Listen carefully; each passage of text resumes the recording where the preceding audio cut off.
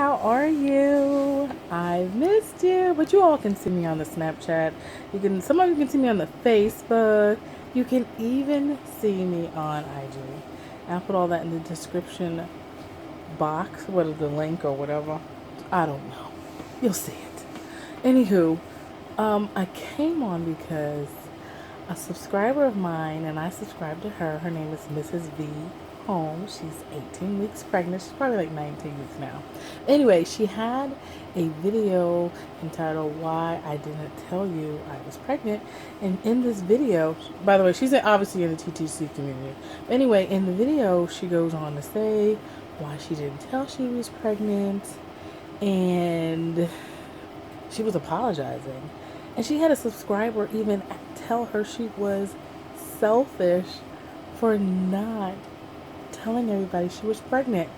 Now, let me just tell you, she is so sweet because all the F words that I would be saying and just terrible things that I would be saying to this subscriber of mine who would ever come to me and say these things to me, she's better than me because she said she was not angry at the subscriber. She's a better person than me. But anyway, it prompted me to come on because I'm just like, in this community, we do tell each other a lot of things when we're TTCing. And a lot of people behind the scenes are having a lot of losses. Like a lot of losses. If you've ever had a lot of loss, you've done IVF or IUI or whatever,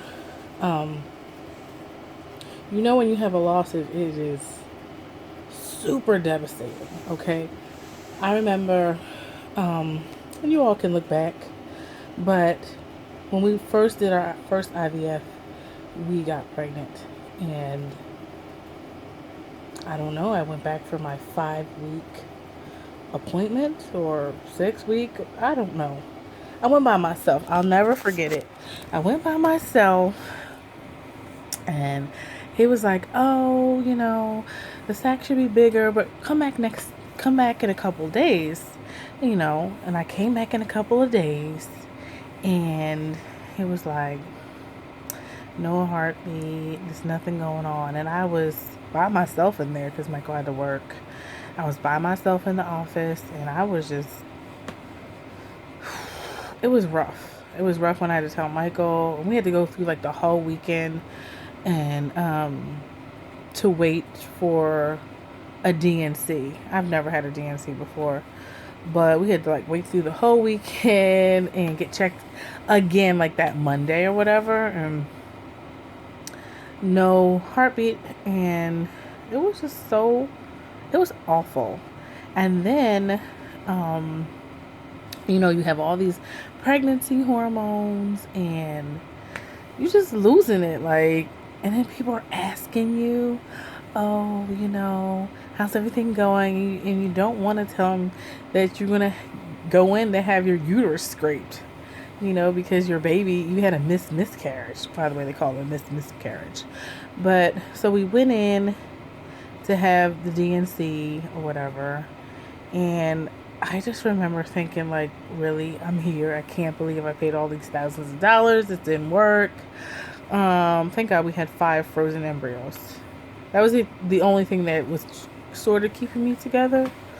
So we went in for the DNC. I remember being rolled off and I like literally almost lost it when I was leaving Michael. I was so upset. I was like, no. And obviously I had all those hormones. Hormones that make you lose your mind. You all know that. But anyway, I just remember that experience. I still remember that experience.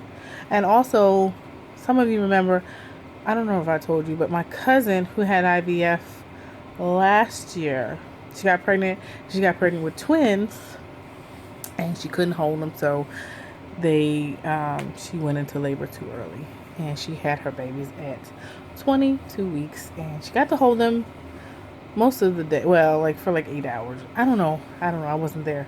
But anyway, that loss really took me over the edge because I can't even, I remember the 5-week loss. I can't imagine having a 22-week loss. Like that's something I never want to know about. Okay, Never, ever, ever, ever want to know that.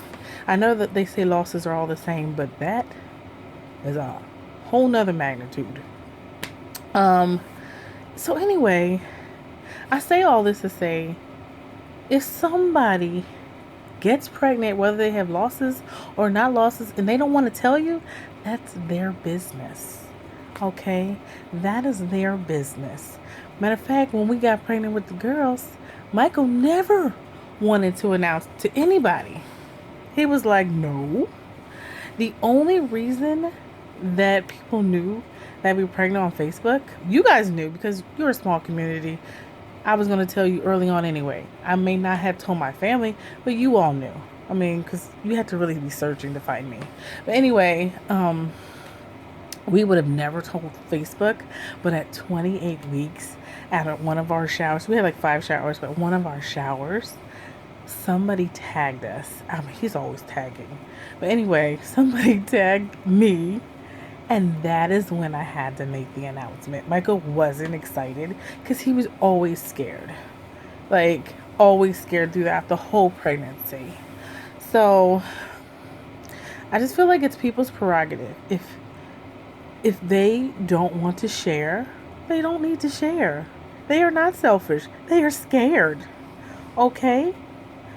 I mean, yes, sure, you want to know, but it's not your business. It's theirs. And if something happens to them, that is their loss that they have to deal with. And they also have to deal with people bothering them, asking them a million questions. I'll never forget, like, maybe 2 weeks after the miscarriage or the GNC, I was at a birthday party. And this lady, bless her heart, she didn't know.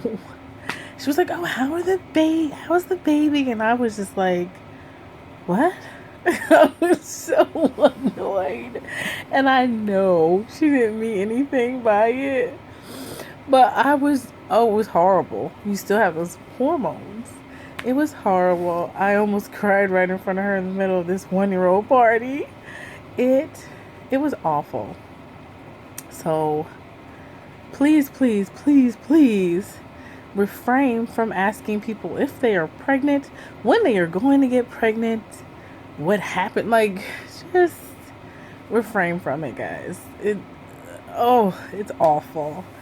And shout out, I'm speaking of pregnancy, shout out to everybody who is pregnant now. There's so many. Keep the faith, because God knows these ladies who are pregnant now kept the faith. Well, I mean, moments where they were falling down, but you guys got up, you got pregnant, and you're like 18 to 25 weeks now. I'm so excited. So excited. I love you all. I've got to go. I got a little full-time job. We'll see how I hold it down. If Michael can hold things down at home, yeah, I'll keep a job. If he can put a load of laundry in, if he could put a load of dishes in the dishwasher, maybe I'll keep a full-time job. We'll see. I just pray it all works out. Say a prayer for me. Say a prayer. I never work with kids and family. I've never worked a full-time job having to deal with everything. I'm terrified. So anyway, I'm off to go get some work clothes. I'm so excited about that.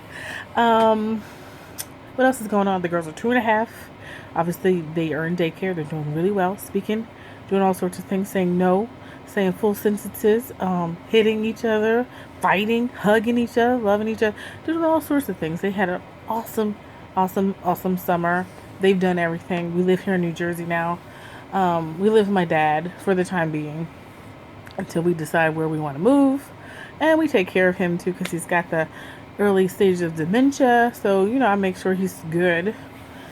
My parents love us being here.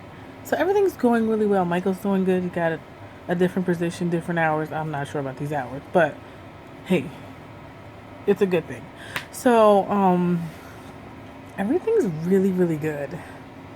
Really good. So, that's a little update for you. I love you all. Definitely catch me on the IG, the Snapchat. What's my name on the IG? What is that?